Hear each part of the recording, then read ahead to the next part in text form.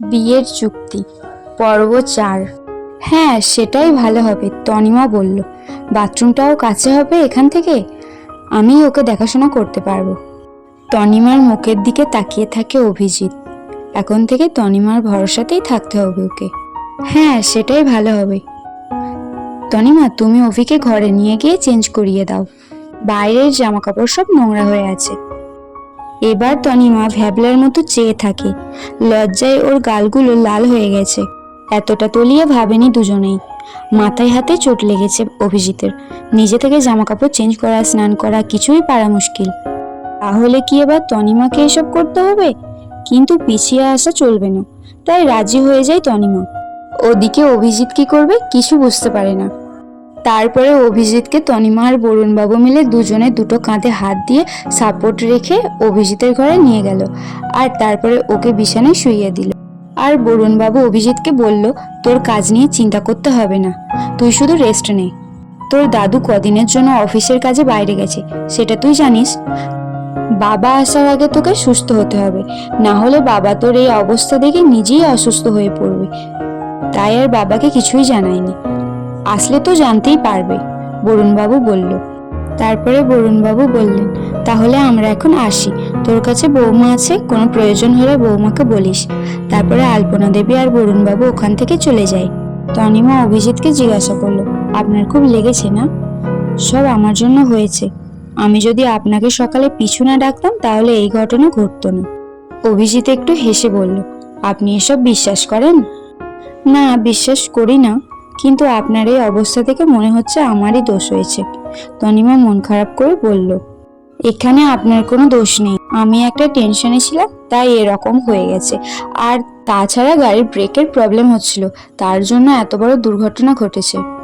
আপনি তাড়াতাড়ি সুস্থ হয়ে যান, আর তো মাত্র 2 মাস বাকি এই বাড়িতে, তারপরে আপনি আপনার রাস্তায় আর আমি আমার রাস্তায়।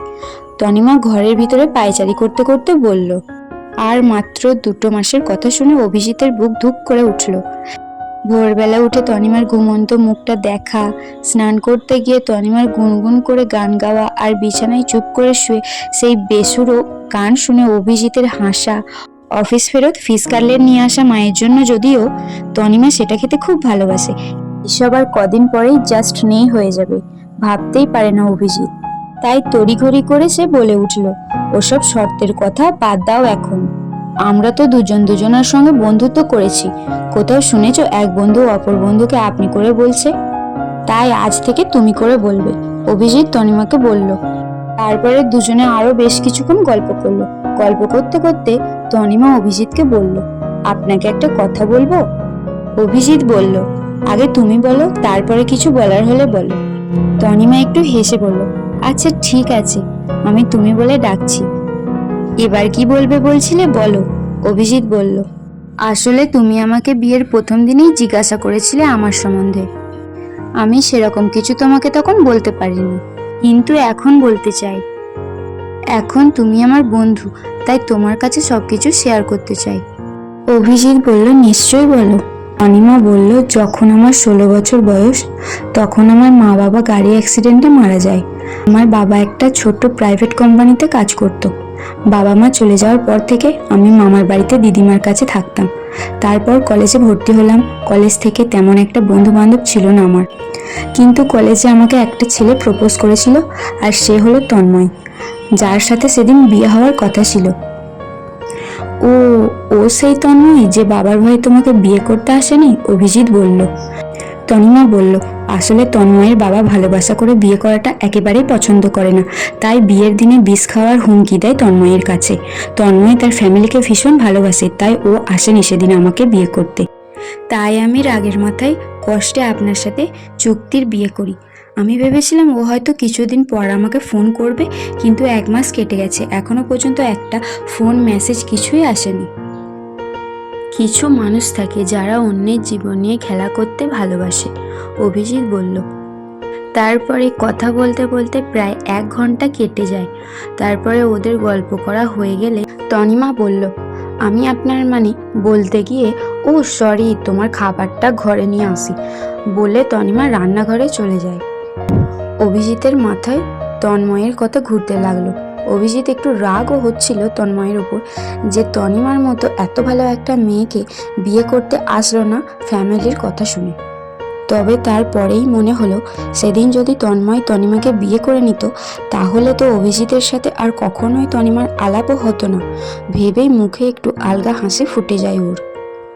তনিমা রান্নাঘরে ঢুকে দেখে আলপনা দেবী সব রান্না করে ঢাকা দিয়ে রেখেছে। অভিজিতের বাড়িতে অনেক কাজের লোক আছে, কিন্তু আলপনা দেবী নিজের হাতে রান্না করতে ভালোবাসে। তনিমা খাবার প্লেটে সাজিয়ে ওদের ঘরে নিয়ে আসে। তারপরে তো অভিজিৎকে বলে, তুমি খেয়ে নাও, তুমি ডাইনিং টেবিলে উঠে যেতে পারবে না বলে তোমার জন্য খাবার নিয়ে এসেছি ঘরে। অভিজিৎ খাবার কথা শুনে তনিমার দিকে তাকিয়ে থাকে। তনিমা বলল, হাঁ করে তাকিয়ে আছো কেন? তোমাকে খাবার কথা বলেছি, আমার দিকে তাকানোর নয়। অভিজিৎ বলল, আমার হাতে ব্যান্ডেজ করা, খাবো কি করে? ও হ্যাঁ, তো তুমি খাবে কি করে? তোমার হাতে তো ব্যান্ডেজ করা। এবার কি হবে? অস্বস্তিতে পড়ে যায় তনিমা। সেটা বুঝতে পেরে অভিজিৎ বলল, তাহলে একটা কাজ করো, মাকে ডাকো, মা না হয় খাইয়ে দেবে। না, উনি খেতে বসেছেন, তাছাড়া আমি থাকতে ওনাকে ডাকাটা। তুমি উঠে বসো, আজ আমিই তোমায় খাইয়ে দেব। তনিমা, আমি তোমায় আনকমফোর্টেবল করতে চাই না। অভিজিতের মুখের কথা শুনে তনিমা অভিজিতের হাতের দিকে তাকিয়ে বলল, আমি খাইয়ে দিচ্ছি, অত ভেবো না তুমি। তারপরে তনিমা খাবারের প্লেটটা নিয়ে বিছানায় বসে খাবার মাখিয়ে অভিজিতের গালে দিল। অভিজিৎ পুরো বাচ্চাদের মতো খাচ্ছিল। হাফ ভাত খাবার পর অভিজিৎ বলে, আমি আর খাবো না। খাবে না মানে এতগুলো ভাত নষ্ট হবে নাকি? তার মধ্যে তোমার শরীর দুর্বল, বেশি করে খেতে হবে এখন। তনিমা শাসন করে বলল, পেট না ভরলে আমি ওষুধটা খাওয়াবো কি করে? খেয়ে নাও বলছি, এর আগে তো কখনো বুঝতেও পারিনি তুমি খাবার নিয়ে একদম বাচ্চাদের মতো করো। ওদিকে দরজায় দাঁড়িয়ে আলপনা দেবী আর বরুণবাবু সবকিছু দেখছিল, আর এবার ঘরে ঢুকে এসে বলল, অভি একদম ঠিক হাতে পড়েছে, ওর খাবার নিয়ে বারবারের জেদ। আলপনা দেবী বলল, জানো তনিমা, ছোট্ট থেকে খাওয়া দাওয়ার দিকে এরকমই করে, একদমই খেতে চায় না। তখন খুব কান্নাকাটি করতো, আমি ওকে জোর করে বুকে বুকে খাওয়াতাম। এখন তুমি চলে এসেছো, এখন তুমি সামলাবে আমার অভিকে। একদম ঠিক বলেছেন মা, কখন থেকে খাওয়ানোর চেষ্টা করছি কিন্তু কিছুতেই খাচ্ছে না। আচ্ছা বাবা, ঠিক আছে, খাচ্ছি, অভিজিৎ বলল। তারপরে বাকি ভাতটা অভিজিৎকে খাইয়ে দিল। কিছুক্ষণের মধ্যেই নিজেও খেয়ে দুজনে শুয়ে পড়ল। রোজকার মতো দুজনেই দুপাশে মাঝখানে বালিশ। তনিমা ঘুমানোর আগে অভিজিৎকে বলল, তোমার যদি কিছু দরকার হয় আমাকে ডাকবে। কিছুক্ষণের মধ্যেই তনিমা ঘুমিয়ে পড়ল। আর অভিজিতের ঘুম আসছিল না, তার জন্য কিছুক্ষণ ফোন ঘাঁটলো। তারপরে ফোন ঘাঁটতে ইচ্ছা যাচ্ছিল না বলে ফোনটা পাশে রেখে দিল। তারপরে ঘরের এদিক ওদিকে তাকাতে লাগলো। তনিমা উল্টো দিকে মুখ করে ঘুমাচ্ছিল। ঘুমের মধ্যে অভিজিতের দিকে মুখ করে শুয়ে পড়ল, আর অভিজিতের চোখ পড়ল তনিমার দিকে। ও বেশ কিছুক্ষণ তনিমাকে দেখছিল। ঘুমানোর সময় ও কি কিউট লাগছে তনিমাকে। তারপরে অভিজিৎ তনিমার দিকে মুখ করে শুয়ে পড়ল। তখন তনিমাকে দেখতে দেখতে অভিজিৎও ঘুমিয়ে পড়ে। পরের দিন সকালে দুজনের ঘুম ভাঙে ফোনের অ্যালার্ম বাজার আওয়াজে। দুজনে চোখ খুলে দেখে মাঝখানে পাশবালিশটি নেই।